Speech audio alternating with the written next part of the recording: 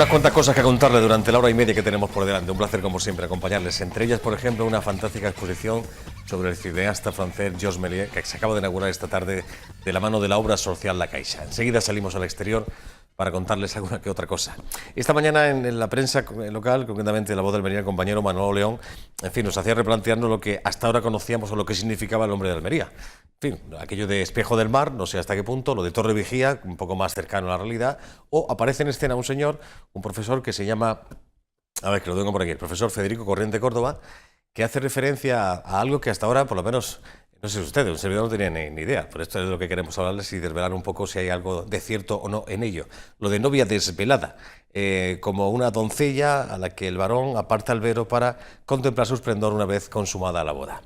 Me da la impresión que este señor que les voy a presentar algo sabe sobre el particular. Se llama Jorge Lirola, es profesor de estudios árabes e islámicos del Departamento de Filología de la UAL y es el presidente y uno de los cofundadores de las 7 personas que fundaron en su día la Fundación Ibtufail de Estudios Árabes. Bienvenido, buenas tardes, Jorge. Hola, buenas tardes. ¿Qué tal? ¿Cómo vas? Bien. A este señor lo conoces de sobra, incluso lo habéis publicado algún que otro libro, ¿no? Sí, bueno, por lo pronto es una de las grandes eminencias del arabismo español y internacionalmente un gran prestigio, el mayor sabio sobre todo del dialecto andalusí, y yo, bueno, pues con él lo que he hecho ha sido aprender. Cuando estudié árabe fue con su diccionario de español árabe, también árabe español sobre todo, y con sus numerosas publicaciones que también tiene alguna gramática y otros también desde el punto de vista didáctico, ¿no? ¿De dónde sale esto? ¿De dónde saca este señor?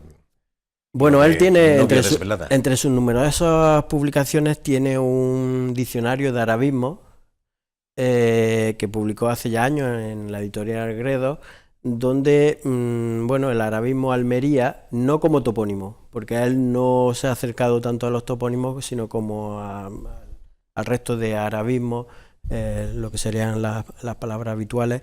Entonces, ese arabismo Almería, como un impuesto que pagaban los mudéjares tras la boda, pues lo hacía derivar de al-mar'iyya, que era la vista, ¿no? La vista, en el momento en el que la novia, al casarse, pues se le quitaba el velo y aparecía, de ahí lo de novia a la vista, ¿no? Sí. Lo único, yo ahí, lo que discrepo, no discrepo con esa etimología de ese arabismo. Lo que sí discrepo es que haya que extrapolarlo y que el topónimo Almarilla provenga también de esa misma étimo, ¿no? Sería la misma raíz, que es árabe ra'a, ver, pero en lugar del participio pasivo, la vista, entonces la novia desvelada, que aparece ya a la vista, sería del nombre del lugar. Marilla, el lugar desde el que se ve, es decir, la Torre Vigía. De hecho, pues bueno, Almería no es la única, sino que hay otra... ¿Qué quiere decir esto, Jorge? Que era un nombre habitual. Sí. El de Marilla aparece en distintos lugares y evidentemente pues a los lugares se les suele poner un nombre habitual, entonces llamarle la novia desvelada o la vista, bueno, desde el punto de vista del mar a lo mejor pues dice, bueno, es que aparece ahí la novia y una ciudad esplendorosa, pero hay que recordar primero que Almería aparece como Marillat Bayana, como la Almería de Pechina, entonces pues llamarla la novia de Pechina resulta un poco raro, ¿no? Luego además, por ejemplo, en Málaga, lo que es ahora Torre del Mar, sí, era también conocida como Marilla, Marillat Ballish, la Almería de Vélez. En su caso no se independizó y por eso siguió siendo llamado Marilla, y ahora pues se le conoce como Torre del Mar, porque había una torre de vigilancia. Entonces, hasta ahora, de los dos significados que teníamos en mente, o que nos habían contado, lo de espejo del mar parece más una invención tanto turística, por decirlo de alguna forma. Lo de Torre Vigía sería lo más... Yo creo que sí. Los autores árabes, incluso a los almerienses de aquella época, como Aludri, pues lo que destacan de Almería precisamente es que era un lugar de vigilancia, y utilizan otras palabras como maharis, mahras, que era lugar de vigilancia, de custodia. Porque cuando se produce la llegada de los árabes, pues ellos encuentran las costas totalmente despobladas, sobre todo por el temor de los ataques. Las poblaciones se habían replegado al interior, en este caso a la zona de Pechina, y van a ser ellos, bueno, lo que había una red de torres de vigilancia, que en este caso pues sería una en Almería. No hay contacto visual entre Almería y Pechina, y habría una intermedia que estaría en Torre Cárdenas, en ese lugar. Sí. Que luego se hizo también la cristiana. Desde esa torre hay contacto visual con Almería y con Pechina, para transmitir pues lo que era lo habitual, transmitir con señales cuando había algún peligro, transmitir esa amenaza, ¿no? Para que la población se la impresión preparara. que era esto de lo de novia desvelada como algo, una forma romántica de llamar a esta tierra, ¿no? Sí, de alguna forma, ¿no? pero por eso yo no le encuentro tampoco mucho sentido, porque la toponimia suelen ser nombres prácticos, pragmáticos, lo que se le está diciendo, ¿no? Cabo de Gata, pues el cabo. De hecho, Cabo de Gata es el cabo del cabo. Sí, en dos lenguas distintas suele pasar, ¿no? A través del árabe. Lo que hay, pues hay que destacar que el árabe ha dado no solamente una gran aportación léxica a la lengua española, es la segunda lengua que más aporta, ya no solo en arabismo, sino también en la toponimia. Y toda la toponimia preárabe, la anterior, incluso la latina, pasó por la lengua árabe. De hecho, entonces, pues por ejemplo, Gata viene de caput, que es cabo, como llamaban los latinos al cabo, caput, pero arabizado en caputa, cavita, capta, gapta, y queda en Gata. En Gata. En Gata. Entonces sería el cabo del cabo. De eso hay muchísimos topónimos, hay otros que sí son directamente del árabe. Los llanos del Alquián, pues ya podemos imaginarnos que son Alquián, lo que significa son los llanos. El puente de Alcántara, esa toponimia es la mejor porque te da la clave siempre en los dos idiomas. El puente de Alcántara, pues ¿qué significa Alcántara? El puente. La cuesta de la Ácaba, así es. Hace poca fecha, lo tenía por ahí guardado, otro día hablaré contigo sobre el particular, pero había en la prensa nacional, creo que fue en El País hace un mes y pico, aparecía un reportaje chulísimo bajo el título Cuando fuimos árabes o cuando éramos árabes, ¿no? Eso es un libro de Emilio González Ferrín. La presencia, evidentemente, no vamos a descubrirla ahora, pero del pozo que existe en nuestra cultura, en nuestra lengua, como tú acabas de apuntar. Hay algunas imágenes con respecto al profesor, por ejemplo, un libro que le publicaste, que publicó la Fundación Iftufail de Estudios Árabes, este que están viendo. Exacto. El buen gobierno del Zoco.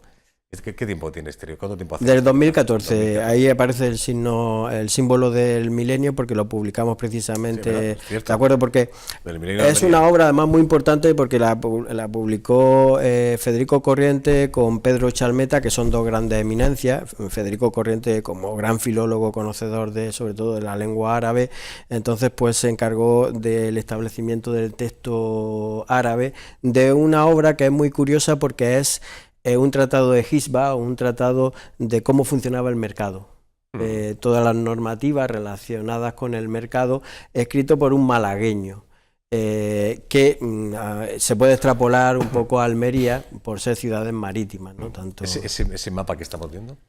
Sí, este es uno de los mapas que elaboramos, está hecho a través del ordenador, y lo hicimos una reconstrucción virtual que está en 3 dimensiones, por eso se ven también en distintos planos lo que ha sacado, la imagen que ha sacado La Voz de Almería, que hicimos para el documental Almarilla, Puerta del Levante, sí, que hicimos con segundo plano, ¿no? Entonces, pues en esa recreación pues aparecen los 3 grandes, en la Medina, más los 2 arrabales principales de la ciudad, eran los únicos arrabales, esas 3 grandes partes que conformaban la ciudad de Almería en la época islámica, una época de un gran esplendor. ¿De qué época estaremos hablando? Ese mapa virtual. Sí, Almería se configura así en el siglo XI. Ya en el siglo XI, con el milenio, lo hicimos también a propósito del milenio, pero esa misma configuración se mantuvo hasta el siglo XV. De hecho, luego, ya en la época cristiana, hay un retroceso, y esas murallas, pues desde mediados del siglo XII, el arrabal de Al-Haud, que es el que vemos, el de la Chanca, sí, desaparece, ya lo destruyen los cristianos, porque curiosamente era el más rico de la ciudad, el más comercial, donde estaban allí asentados más funduk, más alhóndigas. y por eso fueron a destruirlo. Ahí están las explicaciones con una cronología desde la fundación del 955 hasta ya la destrucción de todas las murallas en el siglo XIX, más luego el inicio sobre todo de las excavaciones arqueológicas que nos permiten conocer cómo era Almería, ¿no? Y como decía, luego hubo un gran retroceso. Aquí se puede ver también, resulta muy interesante ver cómo Almería en esos momentos mira hacia el mar. Está mirando y se había extendido hacia el mar. En cambio luego hubo un repliegue y hasta el siglo XIX Almería no volvió a ser tan grande como en la época islámica, pero la aparición del barrio alto y todo eso era alejado ya del mar. Almería ya no vivía hacia el mar y de hecho hasta que hace ya unas pocas décadas se hizo el paseo marítimo, al mar le dábamos la espalda en Almería. El puerto igual también. El gran esplendor de Almería le vino por el puerto, precisamente, ¿no? Ese gran uso que hicieron los andalusíes, porque Almería siempre, lo destacamos en el documental de Almarilla, Puerta del Levante, Almería ha sido centro cuando ha combinado las rutas terrestres con las marítimas. Cuando le ha dado la espalda al mar, pues ha quedado en la periferia, totalmente en un rincón de la península ibérica, ¿no? Y ahí estamos, ¿no? Sí. Bueno, ahora se está revitalizando también el puerto. Una pregunta, ¿queda ya tiempo. algo que contar, algo por descubrir de esta época? Muchísimo, muchísimo. Todavía. Nosotros también, la pena es que el tiempo es muy limitado, tenemos muchas intervenciones, pero todavía hay mucho por descubrir. Textos sobre todo están apareciendo, siguen apareciendo, pero incluso de los textos que ya se conocían, ir rebuscando informaciones. Yo tengo pendiente lo que es, saqué un libro con los textos geográficos, pero está pendiente de los textos históricos, para ver secuencialmente, ya históricamente, los grandes momentos. Ahí, por ejemplo, está ya muy avanzado el libro. Ahí ha aparecido que en Almería, lo he comentado en alguna ocasión, había un zoológico en el siglo XI-XII. ¿Un zoológico? Un zoológico. ¿Dónde estaba? Aquí. No se sabe dónde estaría, pero lo más probable es que, bueno, lo sabemos porque en uno de los textos cristianos, en el siglo, a mediados del siglo XII, igual que los catalanes se llevaron la puerta de Pechina como trofeo, que luego lo pusieron allí en la Boquería, pues otros reyes cristianos se llevaron jirafas, leones, distintos animales que estaban aquí. Lo más probable es que fuera desde la época de Al-Mutasim, en el siglo XI, con las buenas relaciones que mantenían con el norte de África, y que vinieran, trajeran... La historia de esa puerta, la puerta de Pechina, que es la puerta del famoso mercado de la Boquería en Barcelona, la verdad que es muy interesante. Lo de la Boquería viene aquello de quedarse así con la boca abierta, por eso... Exacto, sí, eso nos lo explicó David Garrido, de la belleza que tenía. En la conferencia que nos dio... Estuvo aquí en este plató. David Garrido. Lo presentaste y estuvo hablando sobre una cosa muy curiosa, yo creo que desconocida por la gran mayoría de los almerienses. Sí. Un servidor, por supuesto, que el primero. Eso era habitual, llevarse este tipo de trofeos cuando se conquistaba un territorio, ¿no? Sí, además la puerta era un símbolo. Claro. La puerta siempre era...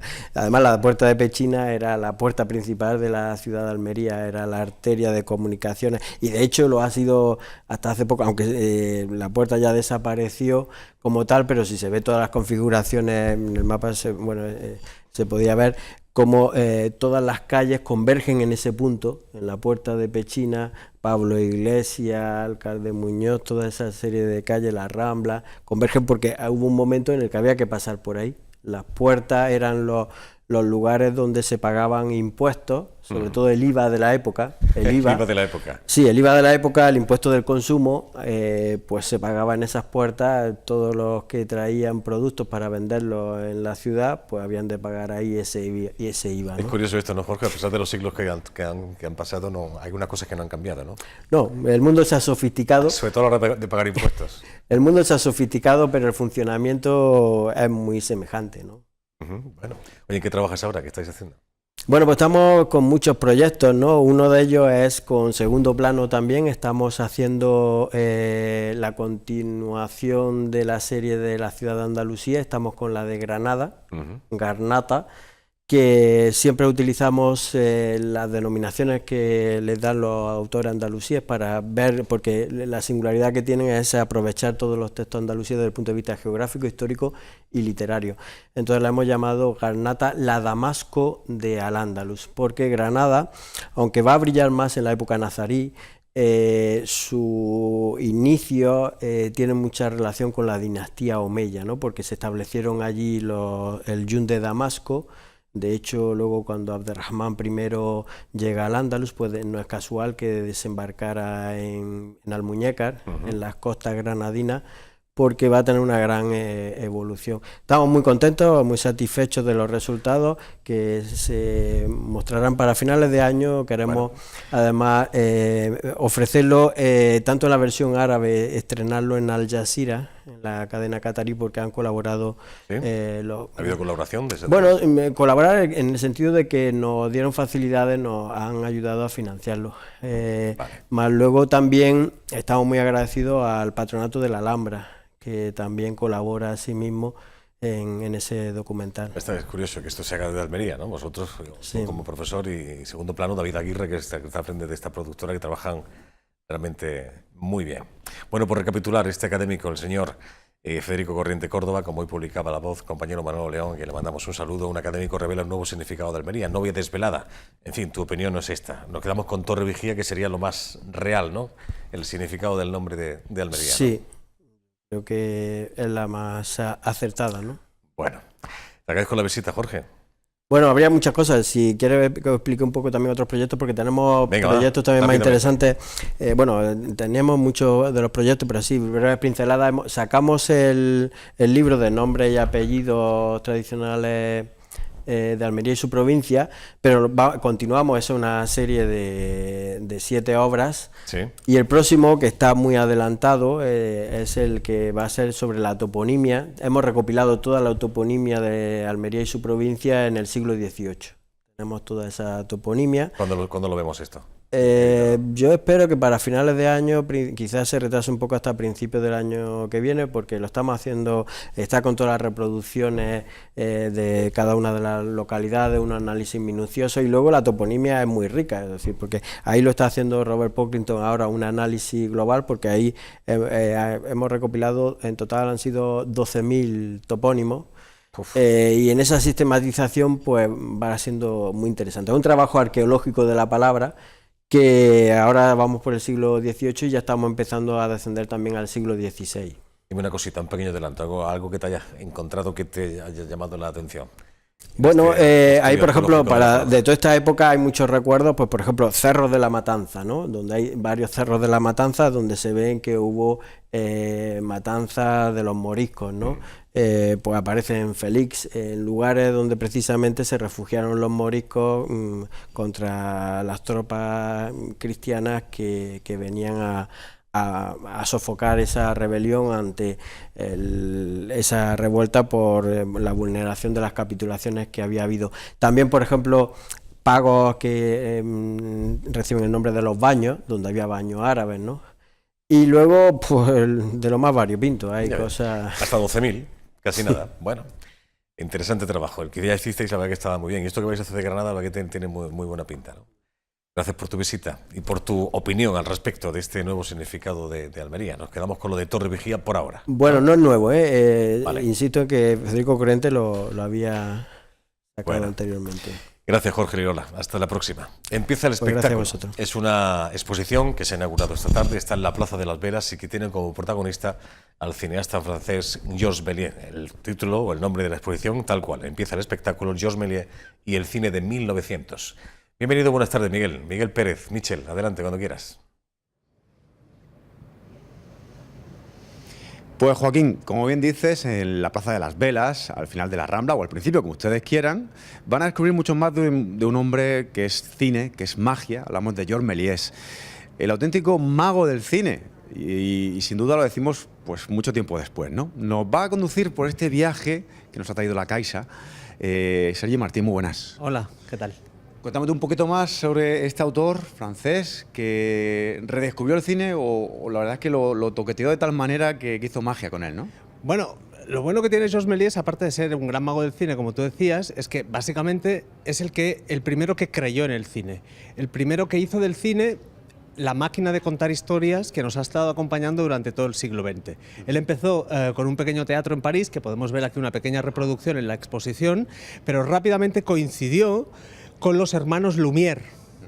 Los hermanos Lumière presentaron en 1895 el cinematógrafo. Y Georges Méliès acudió a la presentación y se enamoró. Dijo, esto va a ser la bomba. Intentó comprarles el cinematógrafo a los Lumière, pero no le quisieron vender el cinematógrafo, porque los hermanos Lumière no creyeron en el cine. Dijeron, al cabo de unos días, unos meses, vamos a tener que buscar otro trabajo. Pero Georges Méliès sí que creyó en él y empezó a contarnos historias a través de la ficción cinematográfica. Y por eso se dice que Georges Méliès, francamente, es el inventor del espectáculo cinematográfico. Y no lo digo yo, lo dijeron los hermanos Lumière muchos años más tarde, cuando al imponerle la Legión de Honor, la máxima condecoración del Estado francés, fue Louis Lumière que le dijo, señor Méliès, usted ha sido el creador del espectáculo cinematográfico. Ellos pusieron la técnica y él puso el contenido. Tal cual, eso es como los hermanos Lumière inventaron el lápiz, pero el primero que empezó a escribir cuentos y novelas fue Georges Méliès, por eso se merece esta exposición y mucho más. Vamos a seguir un poquito más y tú nos vas contando qué podemos ver en esta exposición que va a estar aquí en Almería. ¿Hasta cuándo? Hasta el 21 de junio. Hasta el 21 de junio vamos a poder ver, pues básicamente, hacer un viaje a una feria del cine de principios de siglo. Por eso la exposición se llama Bienvenidos a 1900, porque en realidad el cine nació como espectáculo en las ferias, porque los burgueses que iban a los teatros a ver ese primer cine rápidamente le cogieron miedo, porque el cine se prendía con facilidad, había incendios, tal, era demasiado peligroso. Así que rápidamente se pasó a una feria, que es lo que podemos ver en esta exposición. Y aquí el cine creció, experimentó, se hizo mayor y fue gracias a Georges Méliès, porque Georges Méliès básicamente lo que hizo fue crear una industria. Crear los oficios del cine tal y como los entendemos hoy. Lo que pasa es que él los hacía todos, pero en realidad él empezó a construyó el primer estudio de Europa de cine, y a partir de aquí él empezó a hacer muchas películas que iba vendiendo y alquilando a todos los feriantes de Francia. Se puede ver una pieza especialmente interesante en la exposición, que es esta fotografía. En esta fotografía se ve cómo Méliès ya rodaba con 2 cámaras para tener rápidamente más copias, para venderlas, para que el cine llegara a todas las partes de Francia, alquilándolas y vendiéndolas a los feriantes. Entendía más que nadie la industria también, ¿no? Sí, claro, se la inventó él. De hecho, él en Europa fue el creador de la industria cinematográfica con su productora, que se puede ver también aquí, algunos de los primeros documentos, que se llama Star Films. Con su hermano abrieron sucursales por toda Europa, incluso en Estados Unidos. Y luego llegó una gran locura, que es Viaje a la Luna, que es la imagen icónica que tenemos todos cuando llega el cohete a ese ojo de la Luna. Él empezó a hacer películas en 1896 y en 1902, 6 años más tarde, él hizo lo que hemos convenido en llamar el primer largometraje de la historia. Duraba entre 13 y 16 minutos, depende de la copia, que en aquel momento tampoco era tan riguroso. Y claro, la gente, los feriantes, no la querían pasar porque era demasiado larga. Estamos hablando, 15 minutos era demasiado. La gente estaba acostumbrada a ver muchas películas en 15 minutos, películas cortas, y cuando Méliès propone una película larga, 15 minutos, los feriantes no la quieren pasar. Pero Georges Méliès convoca a los principales feriantes de Francia, les pasa la película y quedan todos encandilados. Y como él mismo escribe, le llovían encargos por todas partes. Fue el gran éxito, fue la película que consagra el cine como la máquina de contar historias.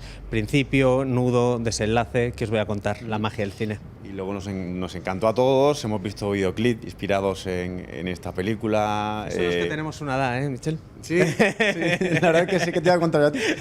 Tal cual. Nos encantaría que nos enseñara muchas más cosas, no tenemos tiempo. Lo que hacemos es una cosa, emplazamos a todos los almerienses a que vengan aquí y hablen contigo si pueden, claro. Sí, sí, y que disfruten, y que disfruten de las visitas guiadas, y que disfruten del buen tiempo y de la climatización, que esto es... Eso está la gloria, ¿eh? Por eso. Bueno, habéis estado en muchísimas ciudades, he estado viendo un poco, desde 2016 puede ser. Desde el 15, desde 2015 en Málaga, después a Donosti, ciudades de cine, y Ciudad de Cine Almería, que no podíamos pasar por alto, y hemos venido hasta aquí. Muy bien, muchas gracias, ¿eh?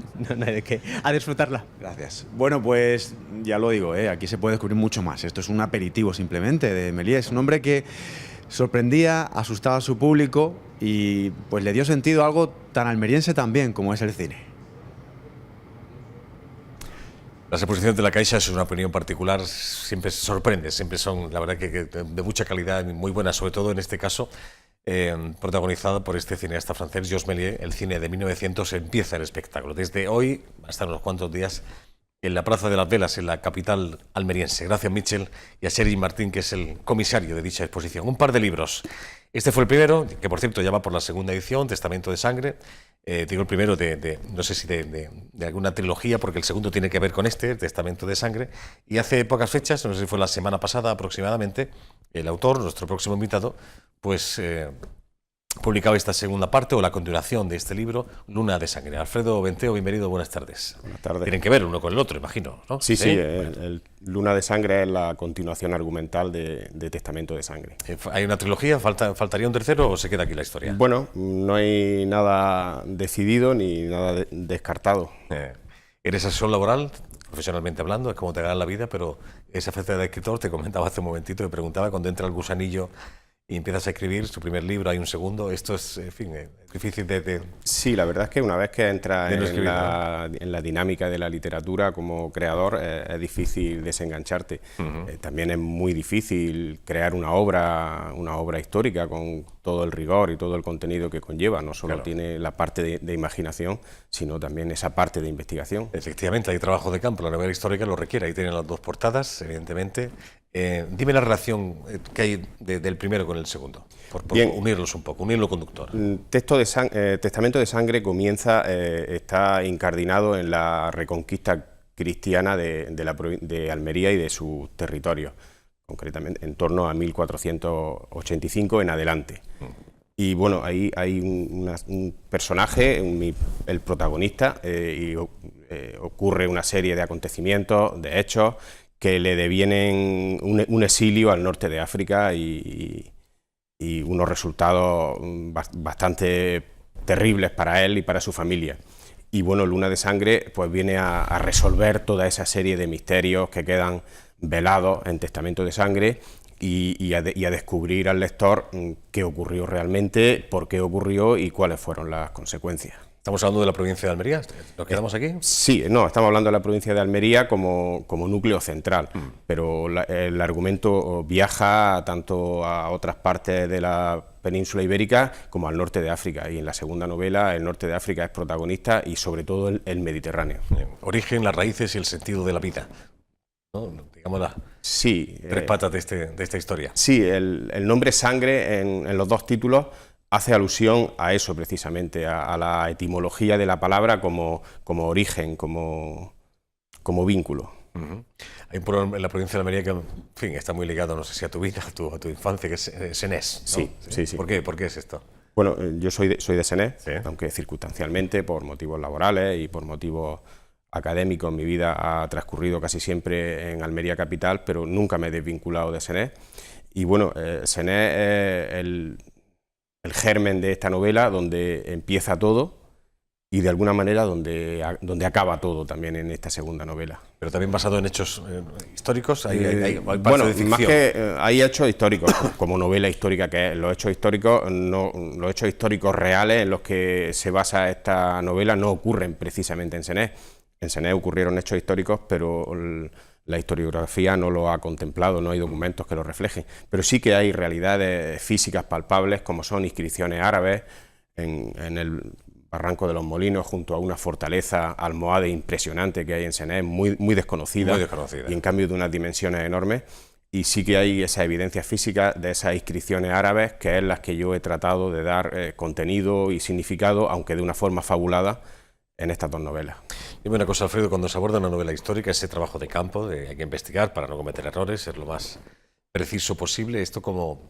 El trabajo, el proceso, ¿cómo se hace esto? Pues ese proceso, primero tienes que tener, lógicamente, la idea del argumento, el mapa de personajes y qué quieres que le ocurran a esos personajes. Y secundariamente los vas a ir incardinando en esos hechos históricos que están ocurriendo en la época en la que viven estos personajes tuyos. Para mí la novela histórica es algo fascinante porque tiene un componente didáctico, aparte del componente literario.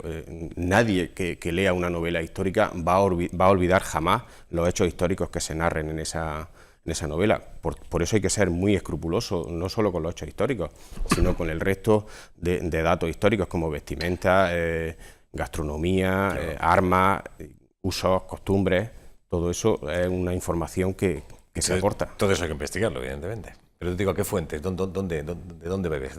Bueno, pues ¿Dónde las acudes? fuentes, pues libros, archivos, bibliotecas, fondos documentales, sobre todo libros.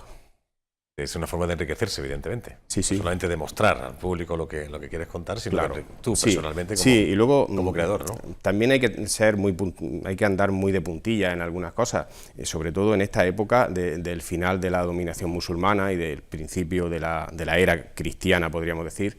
Hay mucha información confusa en cuanto a fechas. Según al cronista, a un cronista o a otro, te va a narrar ese hecho de una manera o de otra, te va a situar los hechos en un punto o en otro, o en días distintos. Por ejemplo, no hay exactitud en el día exacto en que se produjo la toma de Almería, y por eso hay que ser cuidadoso o a veces pasar de puntillas por algunos datos. Fecha y hechos que a veces eran manipulados a posta, evidentemente, Sí. según quien los contara. Esto en la historia no hay muchos ejemplos, está clarísimo, y en muchos libros, incluso algunos de ellos sagrados. Cabe recordar, ¿no?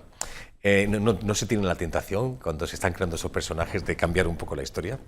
Bueno, sí, yo de hecho en Testamento de Sangre manejo una fecha como fue la de la conquista de Almería, que para mí la situé el día en que se ofició misa en Almería, misa a la que asistieron los reyes cristianos, pues la situó el 25 de diciembre. Cuando las fechas que se manejan son otras, son las del 26, pero bueno, tampoco es mucha diferencia, ¿no? Habida cuenta que el calendario cristiano el calendario musulmán era y es distinto al calendario cristiano, pues cabe pensar que sí que pudo haber ese baile de fechas. Claro. Siempre se habla de malos y buenos, de buenos y malos, pero cuando hay que conquistar un territorio, me da la impresión que no hay ni buenos ni malos. Bueno, mi opinión es que con respecto a los juicios de valor a hechos históricos que ocurrieron hace tanto tiempo, hace siglos, pero incluso aunque fueran ocurridos hace mucho menos, hay que guardar una distancia y tener en cuenta que la escala de valores que manejaban estas personas es muy distinta a la que manejamos nosotros hoy día, y por tanto creo que no tenemos una capacidad objetiva para juzgar lo que hicieron, ni un bando ni otro. Claro.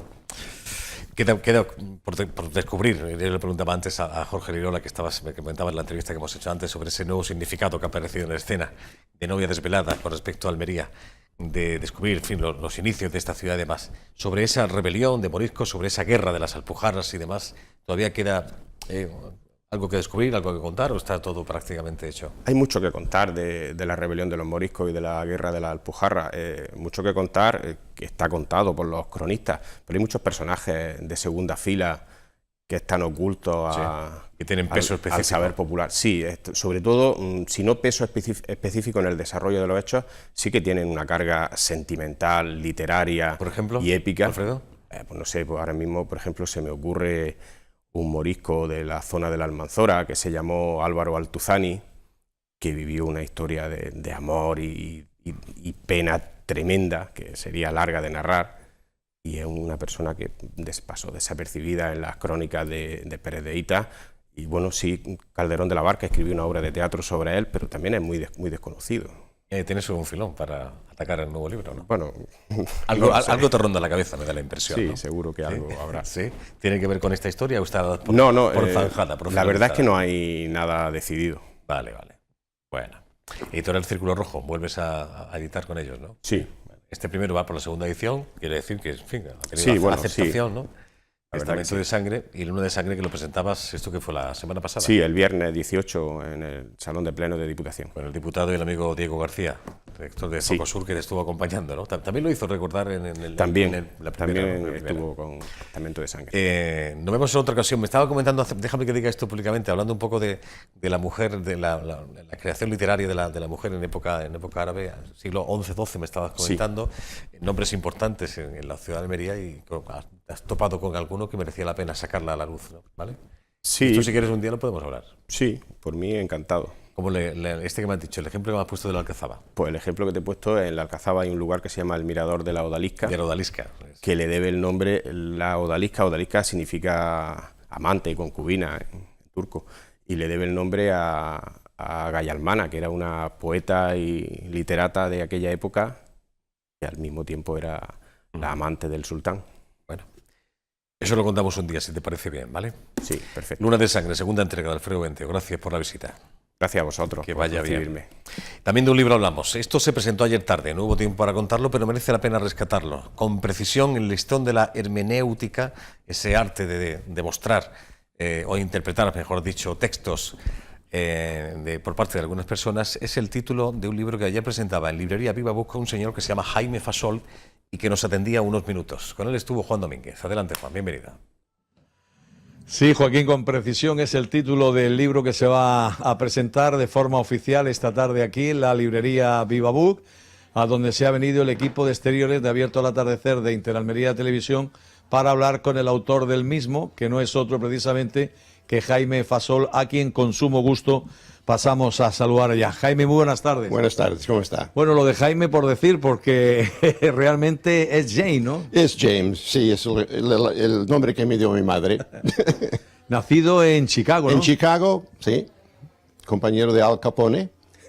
Pero no lleva 4 días en España, me parece que está en torno ya al medio siglo, unos Sí, 50 años. medio siglo, 50 años desde el noviembre pasado. Si se puede saber qué le trae a nuestro país. Bueno, hemos empezado un seminario en Castelldefels en el 74 y fui el director de ese seminario durante 32 años y luego lo pasé a un estudiante mío, graduado español de Valencia.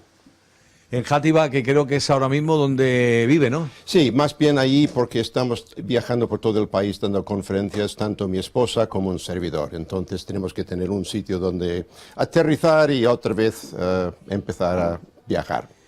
Tercera publicación, ¿no? Sí, el primero sobre cómo encontrar tu pareja y cómo tener un matrimonio que valga la pena. Otro sobre las habilidades. Es interesante. Es que Cómo encontrar a tu media naranja, ¿no? Sí, sí. Encontrándola es ya una prueba, pero luego cómo sacar zumo de ella es ya otra cosa, ¿me entiendes? Algo que vale la pena. Por tanto, ya estamos casados 52 años y cada día va mejor, aunque cada día es una lucha, ya sabes. Es normal, bienvenido a la vida. ¿El segundo? El segundo es sobre las habilidades que Dios nos da para poder servir a otras personas, cuáles son, cómo puedes descubrir el tuyo, y luego este tercero, que me ha costado 9 años escribir porque es un tema muy amplio, muy amplio. ¿Por algo en especial el título con precisión? Sí, porque en una de las traducciones de la Biblia, el apóstol Pablo dice a un discípulo suyo, oye, si quieres ser un siervo de Dios aprobado, tienes que saber tratar con precisión las sagradas escrituras. O sea, se puede probar lo que tú quieras con la Biblia en la mano, siempre y cuando que no sigues las reglas. Jaime, Entonces, sí, dime. aquí es, ¿y cuáles son las reglas para interpretarlo correctamente? Luego te toca a ti aceptarlo o no aceptarlo. Esa es decisión tuya, pero lo que no puedes hacer es jugar con el texto. En base a lo que comentaremos a continuación, ¿el libro va dedicado única y exclusivamente a católicos o a todo el mundo? Tiene, francamente, una aplicación a todo el mundo, porque la Biblia no es un libro cualquiera, es el más famoso, el más vendido, el más comprado, el más leído en toda la historia del mundo. Y entonces, claro, la pregunta es, ¿cómo entenderlo? Y como acaba de decir, me da igual quién lo lea, pero lo interesante, lo importante es saber cómo interpretar el libro correctamente. Claro, entonces te toca aceptarlo o no aceptarlo como verídico. Ese es otro problema, pero lo que no puedes hacer es jugar con el texto y hacer que signifique algo que no significa. ¿Me entiendes? Es como Perfectamente. Tú me dices que tengo 3 hijos y no puedo ir por ahí diciendo, pues mi amigo tiene 3 chalets en Suiza. No, has dicho que tienes 3 hijos. O te creo o no te creo. O sea, eso es otro tema. Sí. Una última cuestión. ¿La lectura de este libro nos puede llevar a interpretar mejor precisamente la Biblia? Sí, es para eso precisamente que lo he escrito. Por ejemplo, ¿qué haces con una parábola? ¿Cómo interpretas eso? ¿Cómo interpretas el lenguaje figurado de la Biblia, pues igual que lo haces en castellano. O sea, aquí no hay diferencia. Los ejemplos que doy son de textos bíblicos que a veces la gente, ¿y esto qué quiere decir? Bueno, amigo mío, estás con una metáfora, por ejemplo, y todo el mundo estudia esto en los colegios y saben qué es. Pues la Biblia es un libro que habla en un idioma que entendemos y hay que hacer lo mismo. Entonces damos ejemplos de cómo interpretar estos textos, por ejemplo. La última, 9 años para escribir el libro, hablan de la trascendencia, de la importancia del mismo, son muchos años. Son muchos años, miles de horas, leyendo más de 250 libros sobre el tema. No hay tantos en castellano, hay mucho en inglés y habiendo crecido en Chicago, pues ya domino en inglés, pero escribo en inglés. No es una traducción del inglés que a veces sale truncado, no sale fluido en castellano. Entonces he intentado hacer mis deberes, que no haya nada que me haya escapado. Claro, nunca aceptes todo lo que leas, pero al menos vas sopesando y estoy satisfecho con lo que he hecho. Y mucha gente que me ha hablado dice, oye, los libros, los pocos que hay sobre la interpretación de las escrituras, es que no los entiendo, porque muchos de los eruditos son gente de mucho conocimiento, a veces hablan en código y tú y yo tenemos que tener un diccionario al lado para entender el libro. Yo no vuelo por las nubes, pero sé tomar algo complicado y ponerlo para que la gente de a pie entienda. Y el comentario que estoy recibiendo continuamente de la gente es, lo entiendo. Que, vale, muy bien, me alegro. No, me alegro.